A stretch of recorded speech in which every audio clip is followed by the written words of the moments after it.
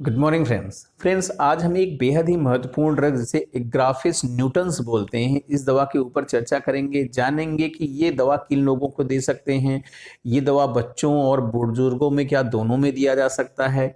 साथ ही साथ इस दवा की कौन सी पोटेंसी यूज करें जो ज़्यादा अच्छा वर्क करती है, जो ज़्यादा फायदा दे सकती है। साथ ही साथ ये कौन सी क्लिनिकल कंडीशन है जिसमें इस मेडिसिन का यूज कर सकते हैं या फिर यूज करते हैं। तो डियर फ्रेंड्स, मैं हूं डॉक्टर संतुष्ट पांडे। बहुत बहुत स्वागत है मेरी यूट्यूब चैनल पे आपका।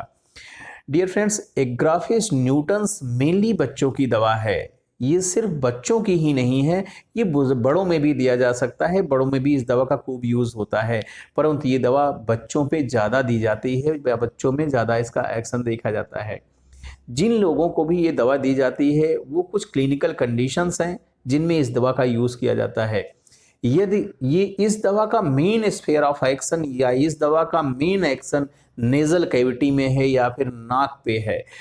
ये दवा यदि आपकी नाक में रुकावट हो रही, किसी भी वजह से रुकावट हो रही, चाहे वो डीएनएस हो, मीन्स डेविएटेड नेजल सेप्टम, जिसमें नाक का सेप्टा, बीच का जो सेप्टा होता है, ये लेफ्ट या फिर राइट या फिर कई बार दोनों तरफ डेविएटेड हो जाता है, हट झुक जाता है, टेढ़ा हो जाता है, जिससे नाक में रुकावट हो जाती है, नाक बंद आती है, सांस लेने में तकलीफ हो सकती है, नाक से खर्राटे आ सकते हैं, स्नोरिंग आ सकती है, नेजल कैविटी ड्राई रह सकती है, कई बार वॉइस में भी चेंजेस देखने को मिलते हैं, ये डीएनएस कहलाता है। या फिर कई बार इसी की वजह से ब्लीड भी देखने को मिलता है।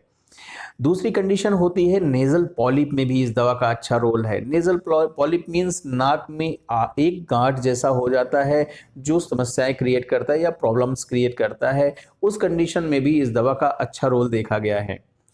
ये बच्चों की एडनॉइड की बहुत अच्छी मेडिसिन है, या फिर कहा जाए कि डॉक्टर बोरिक के अनुसार ये एडनॉइड की सबसे अच्छी मेडिसिन है या टॉप मेडिसिन है।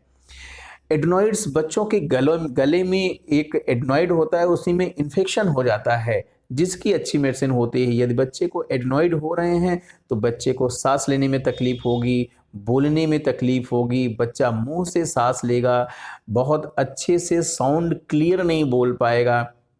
ऐसे बच्चों को बच्चे सोते सोते खर्राटे भी लेते हैं, स्नोरिंग आने लगेगी, ऐसे बच्चों के मुंह से बैड ब्रेथ आती है। ये कुछ समस्याएं देखने को मिलती है। जो बच्चा एडनॉइड से लंबे समय तक के लिए सफ़र करता है या फिर लंबे समय के लिए सफ़र कर रहा है, उसमें बिहेवियरल चेंजेस भी देखे जाते हैं। ऐसे बच्चे बड़े इरिटेट हो जाते हैं या फिर इरिटेबिलिटी भी आने लगती है। यदि कुछ ऐसा है तो एडेनॉइड की बहुत अच्छी मेडिसिन होती है। यदि थ्रोट में डेफनेस हो रहा है या थ्रोट की प्रॉब्लम हो रही है, उसकी भी अच्छी मेडिसिन होती है। ये दवा यदि टॉन्सिलाइटिस हो रहा है, टॉन्सिल्स बढ़े हुए हैं, उसकी भी अच्छी मेडिसिन होती है। या फिर रिकरेंट टॉन्सिलाइटिस हो रहा है, एक बार ठीक हो रहा है फिर हो जा रहा है, उसकी बहुत अच्छी मेडिसिन हो रही है। यदि टॉन्सिल्स या फिर एडेनॉइड या फिर आपकी कंप्लेंट्स ठंड की वजह से बढ़ रही हैं या फिर ठंडी हवाओं की वजह से बढ़ रही हैं, कोल्ड के एक्सपोजर से बढ़ रही हैं, उस कंडीशन में भी इस दवा का बहुत अच्छा रोल देखा गया है। यदि आपके बच्चे के कान में डिस्चार्ज आ रहा है, उसकी भी अच्छी मेडिसिन होती है। यहाँ एक बात ध्यान देने की, एडेनॉइड में भी यदि कॉम्प्लिकेटेड एडेनॉइड हो रहा है, एडेनॉइड लंबे समय से चल रहा है, तो भी ईयर के डिस्चार्ज देखने को मिलते हैं। यदि आपका बच्चा लेट स्पीक कर रहा है, लेट से बोलना चालू कर रहा है या लेट बोल रहा है, समय से नहीं बोल रहा है, उस कंडीशन में भी इस दवा का अच्छा रोल देखा गया है। इस दवा को दे सकते हैं।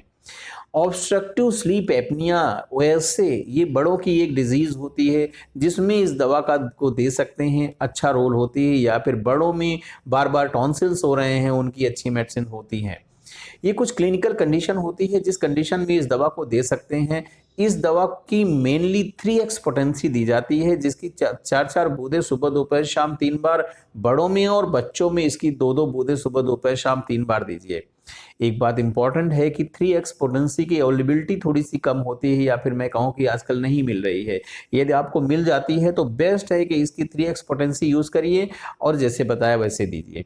या 3x नहीं मिलती है तो आप 6C पोटेंसी भी इस मेडिसिन की यूज कर सकते हैं, जो कि इजीली मिल जाती है। 6C पोटेंसी की भी 4-4 बूंदे सुबह दोपहर शाम 3 बार बड़ों में, और बच्चों में 2-2 बूंदे सुबह दोपहर शाम 3 बार दीजिए। देने का तरीका ये होगा कि 1 चम्मच पानी में इसकी 2 बूंदे डाल दीजिए और फिर जीभ पे डाल लीजिए। आप देखेंगे कि आपकी समस्या धीरे-धीरे करके ठीक हो जाएगी और आप अच्छे हो जाएंगे। Dear friends, thank you, thanks for watching.